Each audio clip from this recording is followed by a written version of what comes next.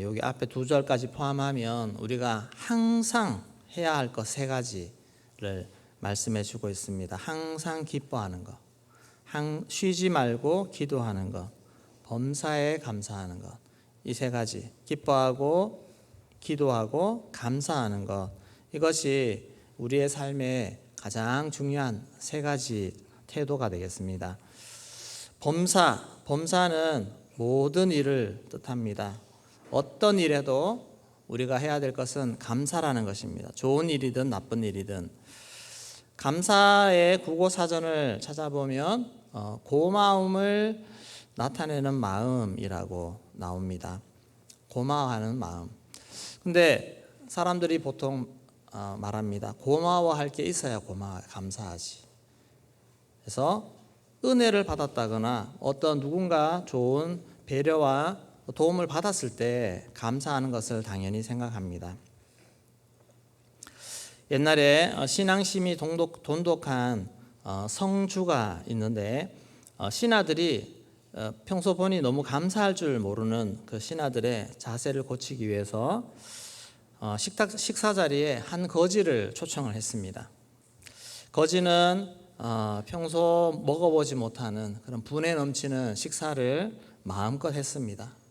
근데 그리고 나서 이 성주의 배려에 한마디 감사하다는 말도 없이 그냥 가버렸습니다. 그 모습을 지켜본 신하들이 저런 은혜도 모르는 놈 같으니 하면서 막 붕괴하면서 욕을 했습니다.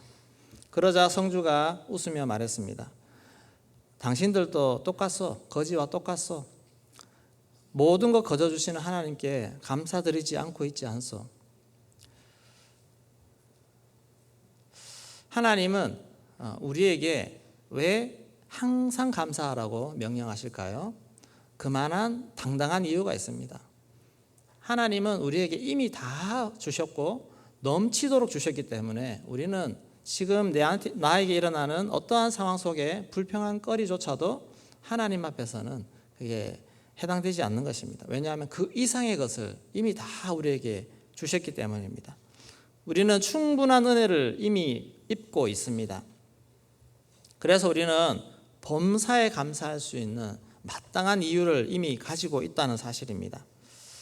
그런데 실제로 우리가 살다가 이 감사의 마음이 사라지는 경우가 얼마나 많습니까? 감사의 마음은 온데간데 없고 이것저것 불평 불만이 나와서 막 누구에게든 털어놓고 싶은, 하소연하고 싶은 그런 마음들이 우리 안에 너무 많습니다.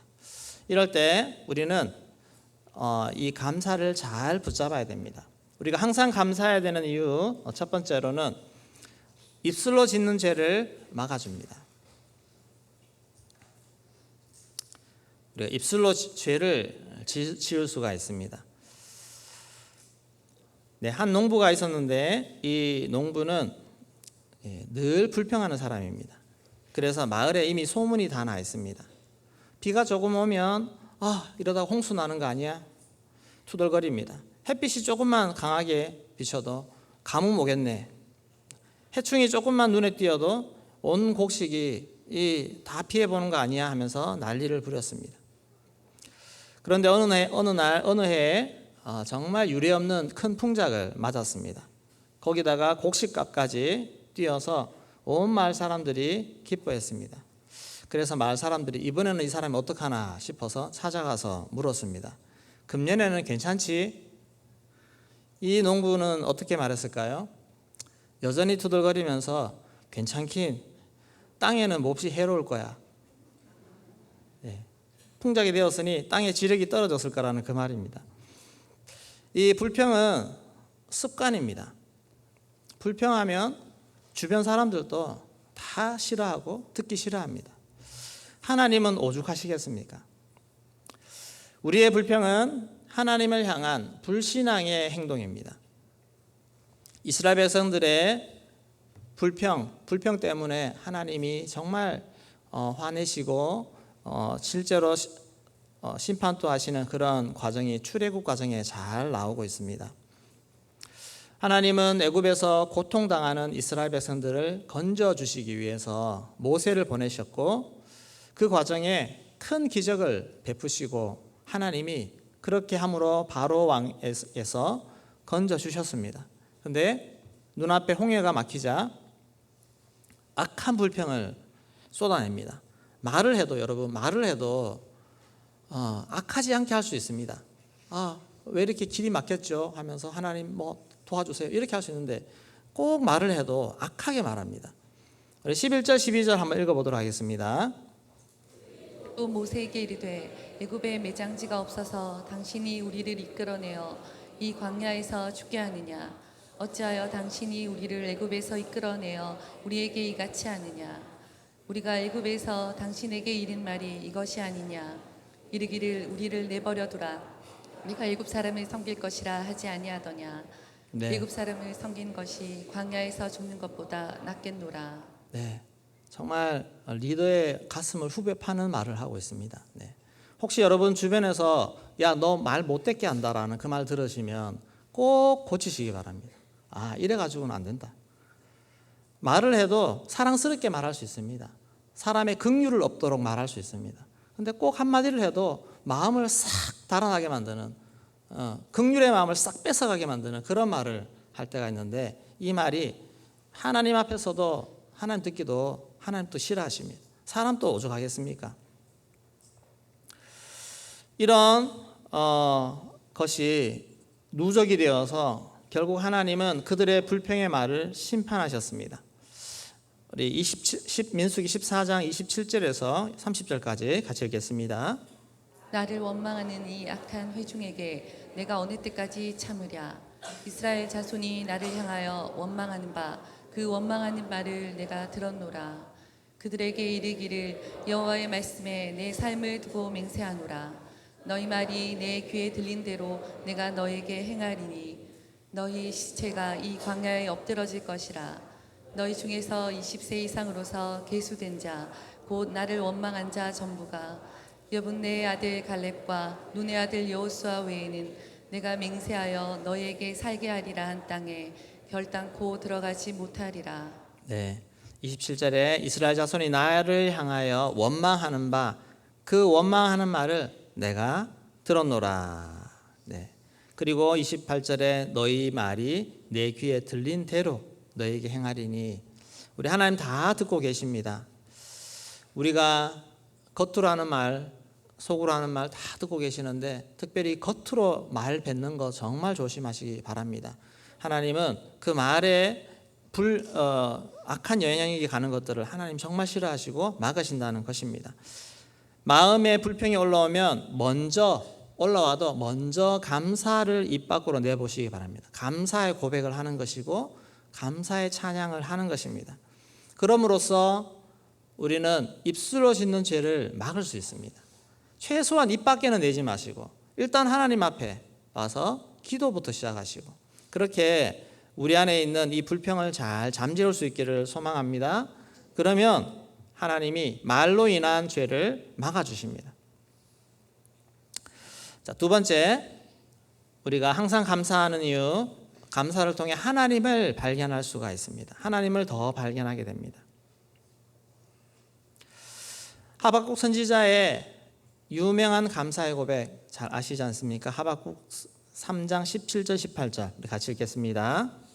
비록 무화과 나무가 무성하지 못하며 포도나무에 열매가 없으며 감람나무에 수출이 없으며 밭에 먹을 것이 없으며 우리의 양이 없으며 외양간에 소가 없을지라도 나는 여호와로 말미암아 즐거워하며 나의 구원의 하나님으로 말미암아 기뻐하리로다. 아멘. 이 고백이 거저 나온 것이 아닙니다. 저절로 생긴 것이 아닙니다. 하박국에게 처음부터 이런 귀한 신앙이 마음이 고백이 나온 것이 아니라 하나님 앞에 씨름하면서 얻은 은혜 결론인 것입니다. 하박국은 선지자로 부름받고 나서 백성들의 여러 상황들을 살피는 중에 하박국의 마음에 해결되지 않는다는 것은 이게 뭔가 시원하게 하나님 앞에 답을 얻지 못했다는 것 아니겠습니까? 자기 앞에 일어나고 있는 상황들에 대해서 하나님 앞에 묻는 것입니다.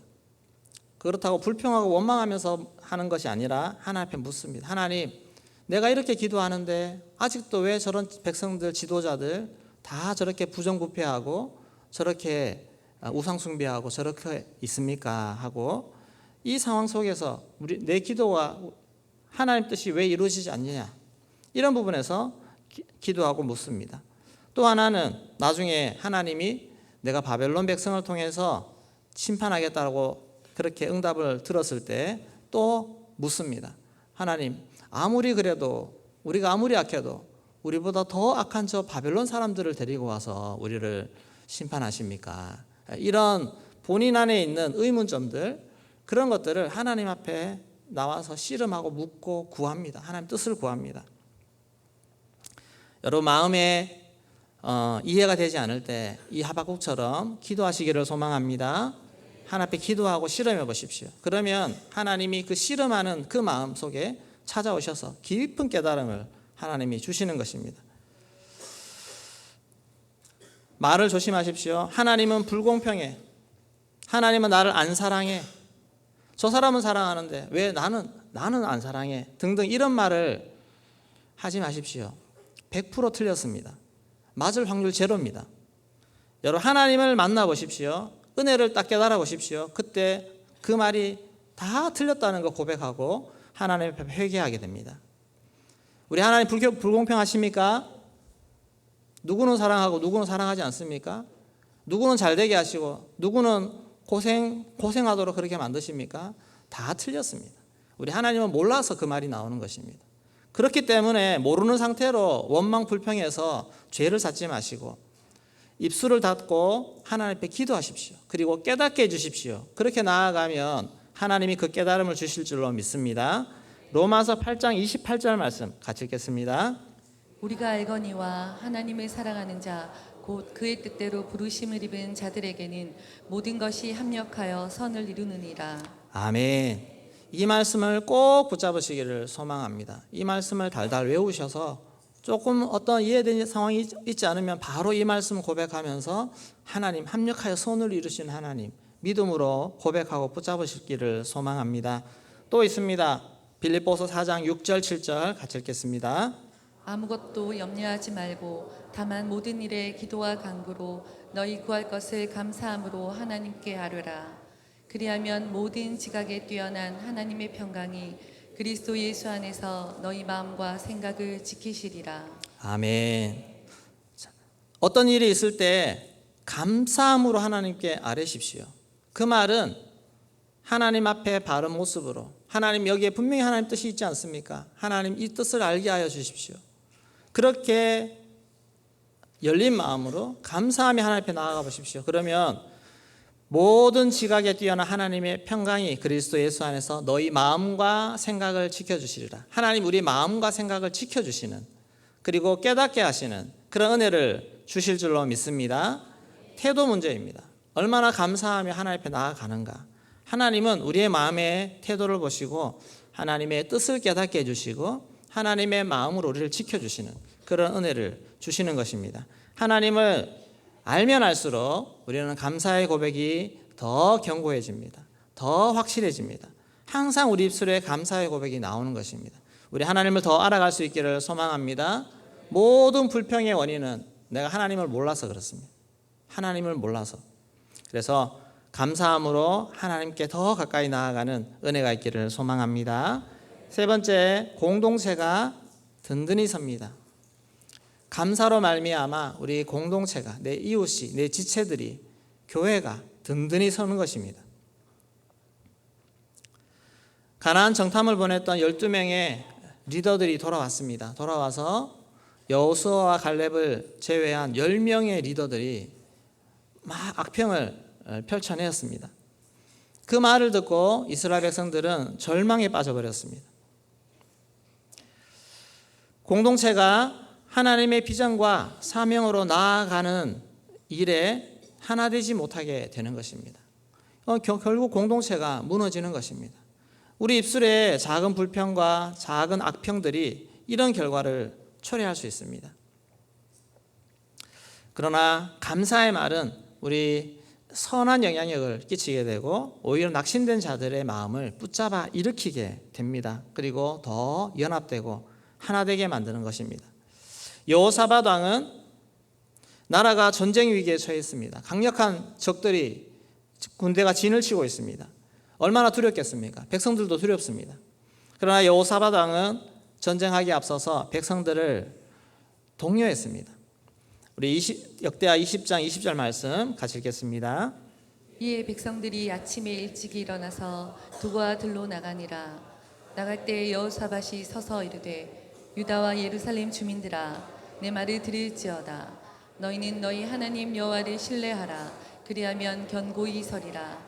그의 선지자들을 신뢰하라. 그리하면 형통하리라 하고. 아멘. 여호와 하나님 너희 하나님 여호와를 신뢰하라. 그리하면 견고히 서리라. 그의 선지자들을 신뢰하라. 그리하면 형통하리라. 여러분 주변에 불안해하고 두려워하고 또 뭔가 모르는 불편 가운데 있는 그런 지체들이 보이십니까?